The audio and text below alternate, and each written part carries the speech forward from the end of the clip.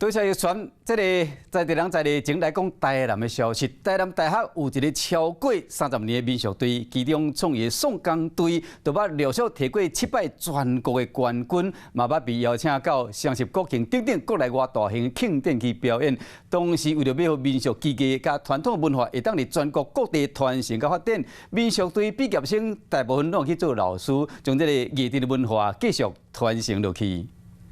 成立超过30年的台南大学民俗队，2009年受到教育部委托成立民俗体育发展中心，其中创戏的宋江镇，就是连续摕到7摆全国冠军。台南大学是师范学校，所以素质都非常好。台南大学民俗队嘛，因为伫咧比赛定定摕到奖，所以把互邀请去双十国庆等国内外大型庆典表演，是真无简单。同时，为了让民俗技艺和传统文化伫咧全国各地传承发展，这囡仔若毕业，大多数拢会做老师来讲教。我们渐渐的从舞龙扩展到舞狮、战鼓、宋江镇等等，也曾经获得宋江镇7次的冠军。有文化资产身份和特色艺典的台南大学宋江镇，伫咧表演时，除了要让民众看到黑，嘛希望传统文化会当继续传落去。